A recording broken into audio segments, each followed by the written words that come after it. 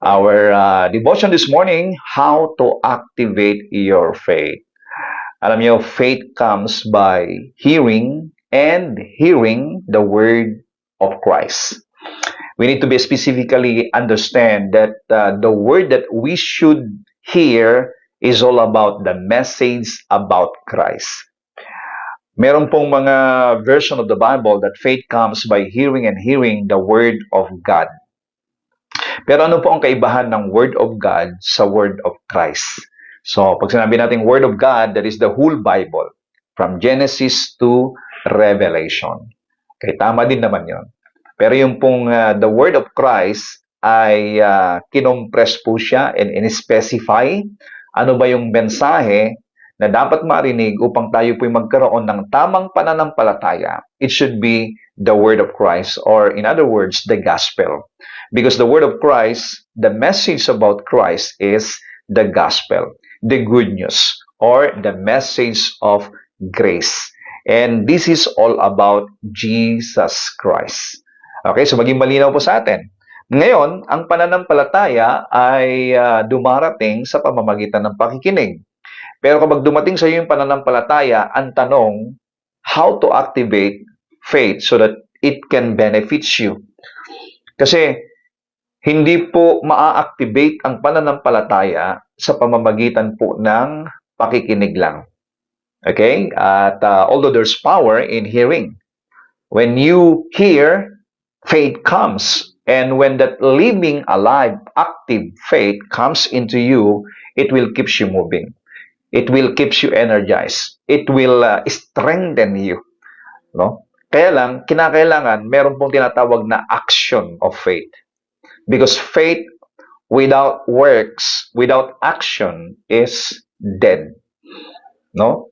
Pero hindi mo kinakailangan dagdagan ng good works para maging totoong pananampalataya.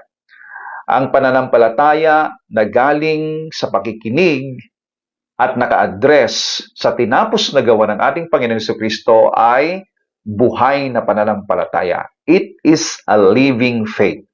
Kaya nga po, tingnan natin kung sino po yung mga pinapakinggan natin. Meron ba tayong naririnig na tungkol kay Kristo, sa ginawa ng ating Panginoon Jesucristo, sa ginawa ng Diyos, salita ng Diyos, pangako ng Diyos, plano ng Diyos. At naaakay ba tayo? Kasi kinakailangan yung pong naririnig natin na mensahe ay nadadala niya tayo doon po kay Kristo. Hindi po tayo na-disqualify. Kasi if we are disqualified of of the message that we are hearing for, then I think that's not the good news. Because the good news always qualifies everyone who come to hear the word. Okay? Pananampalataya. Alam niyo ba that faith is very essential, and this is the only way for us to receive the grace of God. Lahat ng pagpapala, lahat ng bendisyon, lahat ng gawa ng Diyos, lahat ng plano ng Diyos, pangako ng Diyos, ay matatanggap ng isang tao sa pamamagitan ng pananampalataya. Without faith, you cannot please God, and without faith, all of God's good plan for you and me cannot be benefited. Hindi rin siya magte-take effect sa buhay ng isang tao kung walang pananampalataya kahit gaano kalaki ang pag-ibig ng Diyos sa atin, sa iyo, kahit gaano kaganda ang mga plano ng Diyos sa iyo, kung wala kang pananampalataya, hindi po siya magte-take effect. Hindi po siya magkakaroon ng buhay. Hindi ka maaapektuhan, no? Hindi ka mabebenepisyuhan ng pangako at pag-ibig, ang planong maganda ng Panginoon. Kaya kapatid, you need faith. And faith, again, comes from hearing and hearing. The word hearing and hearing meaning consistent, continual, continuous. Okay?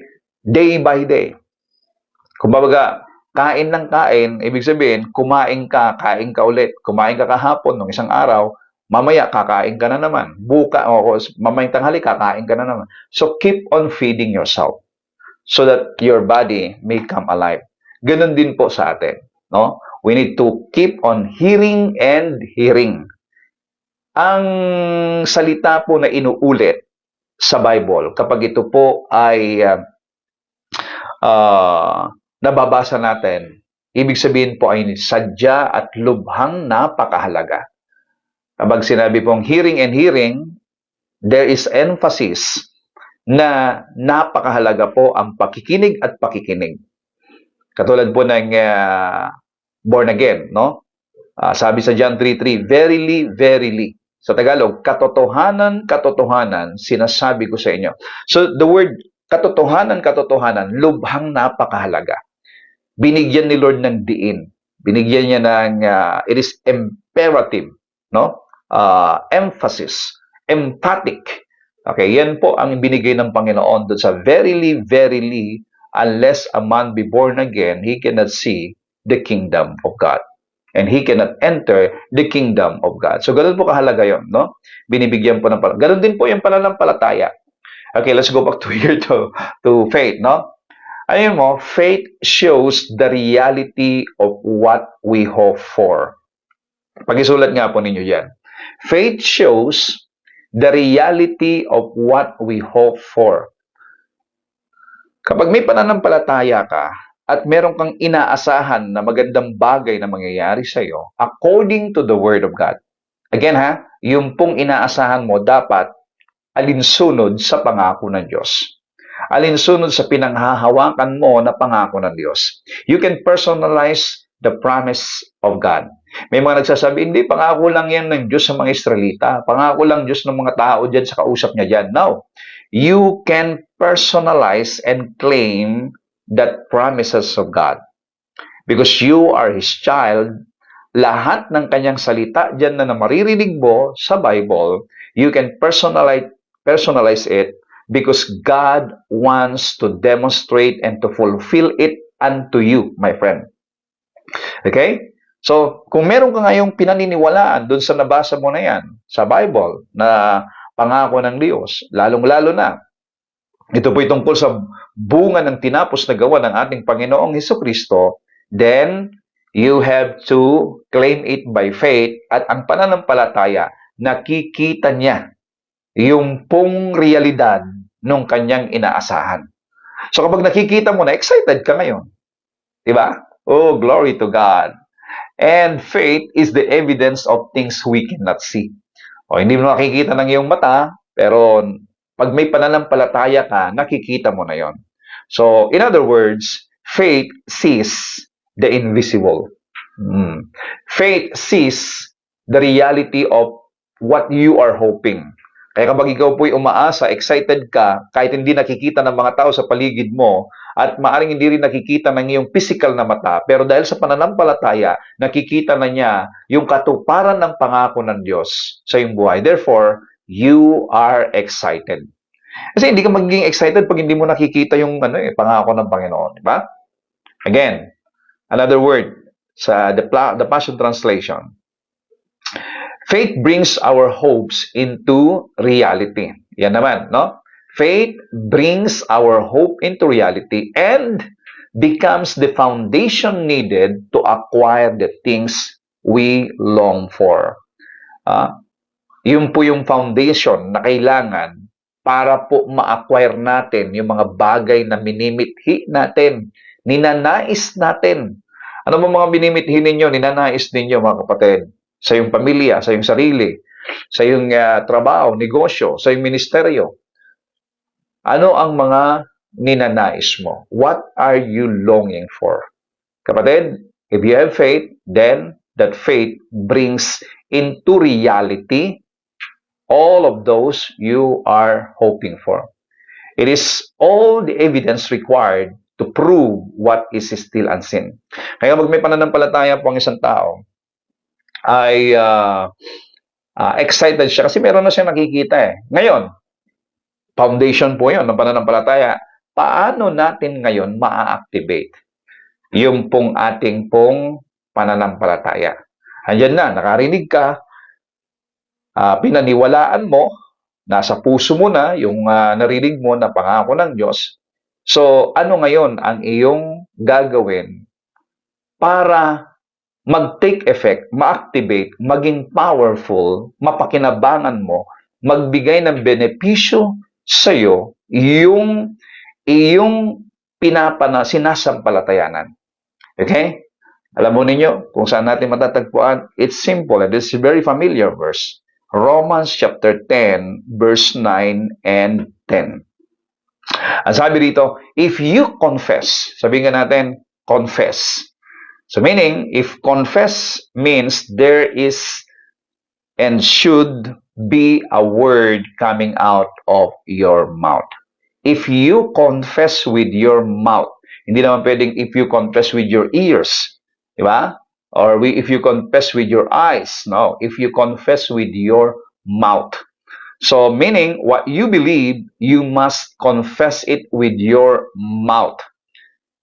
Okay? If you confess with your mouth, Jesus as Lord. Okay? So ito po tungkol po naman sa pagiging Panginoon ng Panginoon Kristo. Pero ito pong words na to is applicable para sa lahat ng pangako ng Diyos at sa lahat ng mga pinapaniwalaan mo tungkol sa salita ng Diyos, tungkol sa ating Panginoong Heso Kristo. So if you confess, meaning the number one tools to activate your faith is confessing. Confession, speaking, declaring. Kaya kapag tayo nagpe-pray, we're not begging God for your healing. Hindi po tayo, kapag nagpe-pray tayo, kapag napapansin po ninyo, hindi po tayo nagmamakaawa kay Lord. Na, Lord, please naman, pagalingin mo siya kung ito'y kalooban mo, Panginoon. Pero kung hindi, kunin mo na siya. hindi po ganun ang prayer po natin. Ano? Ang prayer po natin is that we are speaking. I speak and I declare life, health, healing unto you right now in the name of Jesus Christ. So we are invoking the healing life that comes from God, and we are declaring what we want to see in that person.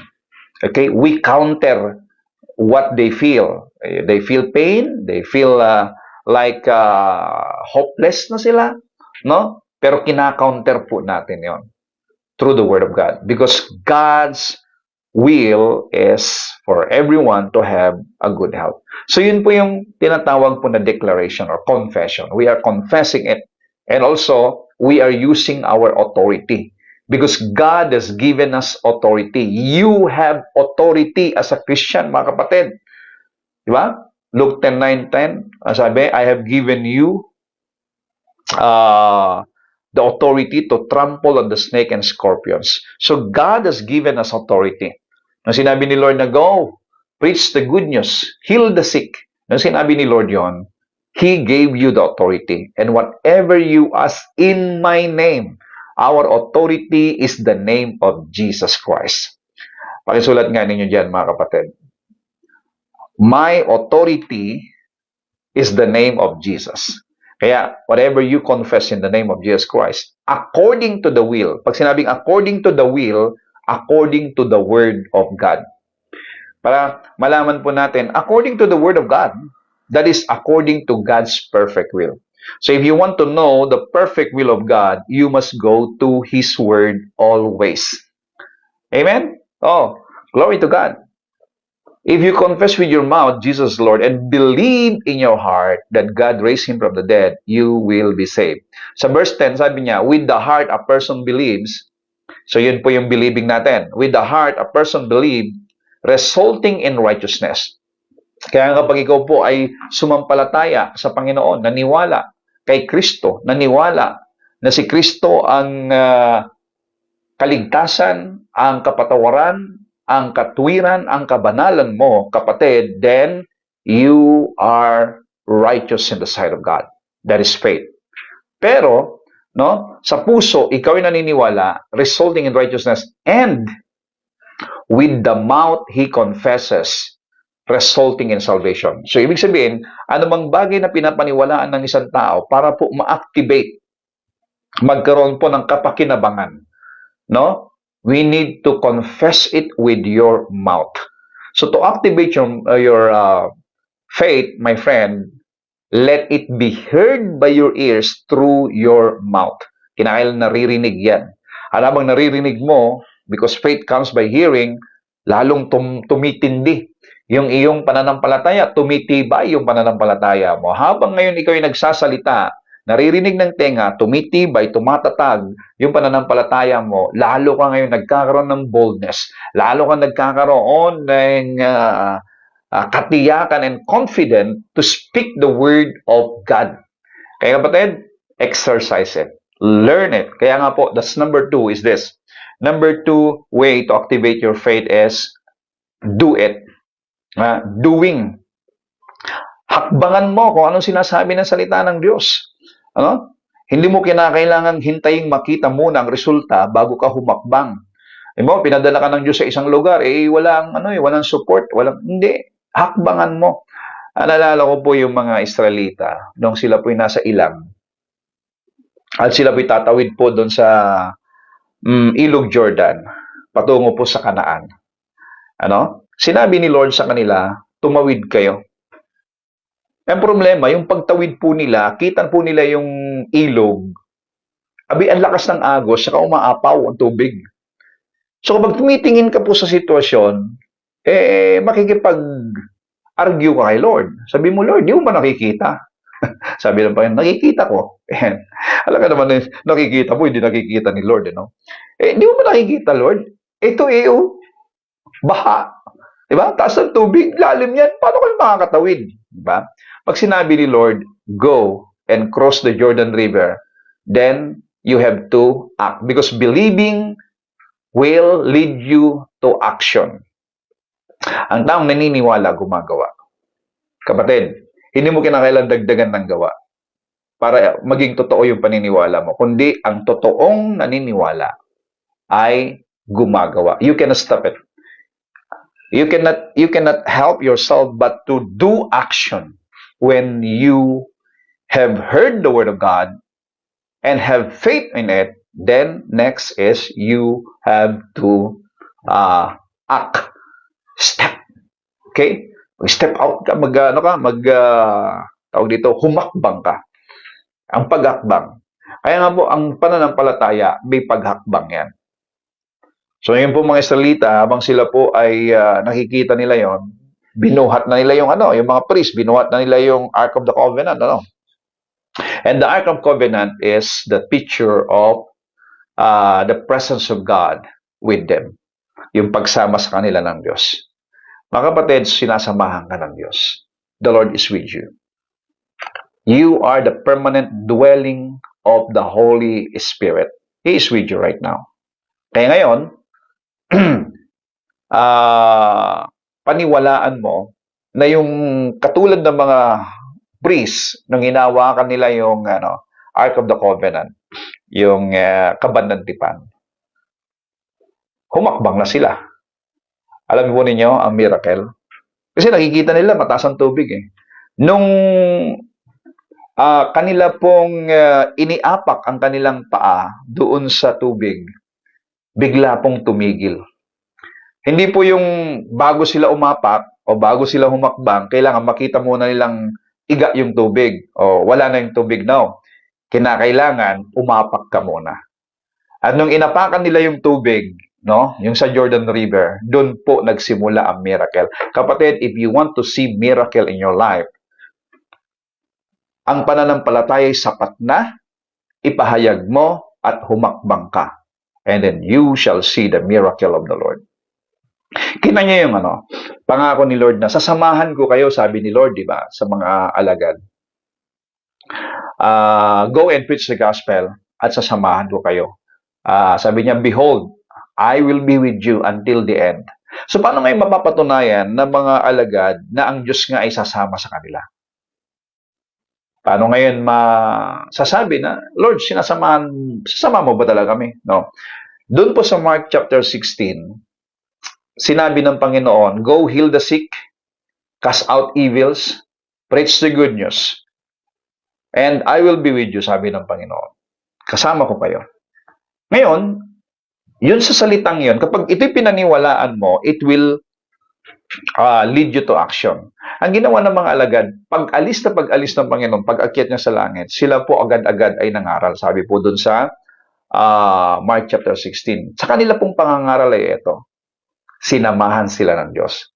So yung paniniwala nila, nagbunga ng pagpapahayag. So ibig sabihin, there is a speaking, there is a confession. Kaya ang taong naniniwala, nagpapahayag yan. Nangangaral yan. Ipinapahayag niya kung anong sinasampalatayanan niya. Ipinapahayag niya sa kanyang sitwasyon ang provision na ipinangako ng Diyos. Yan po ang meron sa isang taong naniniwala. Ano alam po ninyo?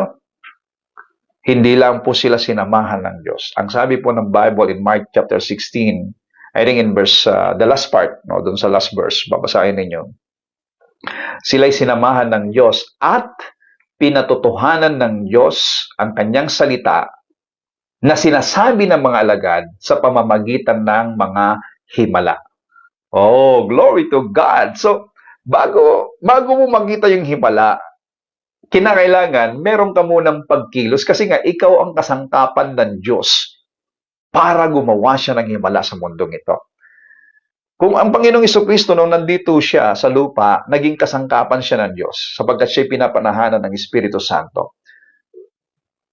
Ngayon, ikaw ay pinapanahanan ng Espiritu Santo. So believe, when you believe, you confess, you speak, you declare, and do action, I tell you, glory to God. You can see the glory of God. You can experience the power of God. In every aspect, in every area of your life, in the ministry, in your business, in your family, in your life, in your community, sa lahat ng iyong mga sinasakupan, kapatid, may pangako ang Diyos diyan, may salita ang Diyos diyan. Kapag ito'y pinaniwalaan mo, let it be heard by your ears through your mouth by speaking it out, by declaring, by preaching, by sharing, and do action. Paano po yung action? Like for example, pinaniwalaan mo yung salita ng Panginoon that God is able to do exceedingly abundantly above all you can ever ask or imagine. Like for example, in finances. Sa finances, sabi po ng 2 Corinthians chapter 9, verse 10, ang Diyos po ay nagbibigay ng binhi sa iyo. At siya rin ang nagbibigay ng mabuting ani. So, kung ito'y pinapaniwalaan mo na meron kang binhi, yung blessing na meron sa iyo, ay merong binhi dyan na binigay sa iyo ng Panginoon. And you believe that when you sow, it will be multiplied back to you so that God can use you as a channel of blessing to many, then, kapatid, you believe on that. You do action. Huwag mong titingnan hindi nga sapat ito sa aking pangangailangan, hindi nga sapat sa pangangailangan ng mga anak ko, hindi nga sapat sa pangangailangan ng mga nag-aaral o sa dami ng bayarin. Kapatid, if you believe on the Word of God that God can multiply the seed that God has given you, then hindi mo kakainin yung seed. Ang problema kasi ng tao, akala nila ay mapapagpala sila dahil kinain nila yung seed. Kapatid, seed, the purpose of seed is to be sown. Yan po ang layunin ng buto para maitanim. You cannot harvest and get the benefits of the seed unless ito po ay maitanim. So, hayaan natin na tayo po ay magtanim. Bunga po yan ng ating action dun sa pananampalataya na narinig natin in accordance to the Word of God. Okay? And I tell you, kapag may pananampalataya ka, hindi mo pa nakikita sa physical na mata, pinapaniwalaan mo na mangyayari sa iyo. Okay, so again, how to activate your faith? Maybe we can continue on this. Ano ba yung mga dapat nating ipahayag? Ano ba yung mga dapat nating ipahayag? Kasi nga, ang natutunan natin ngayon, how to activate your faith. And that is activate it by confessing and declaration and acting on it, ang paggawa. Ngayon, ano naman yung mga dapat nating ipapahayag bilang mga Kristiyano tungkol sa tinapos na gawa ng Panginoong Kristo? Ano yung mga bagay na dapat nating bukang bibig sa buhay natin upang nang sa ganun mapakinabangan natin? And we're gonna continue on that by Monday. No? So, I am excited to share to you that what are those things that Christ has done for us, and we're gonna confess it and we're gonna act on it so that we can experience and benefited to this finished work of our Lord Jesus Christ. Hallelujah. Father, thank you for teaching us how to activate our faith. So let it be, Father God, that every word coming out of our mouth according to your will, to your word, may come to pass in our lives, oh God. And I speak, Lord, and I declare everyone listening right now, together with their families, salvation, the peace, wholeness of life, deliverance, prosperity, healing be unto them in Jesus' name. Promotion and increase be to every one of you. I release this in the name of Jesus Christ. All of this has been paid at the cross by our Lord Jesus Christ. So be it unto you. Receive it. Enjoy the benefits of the finished work of Jesus. Amen and amen.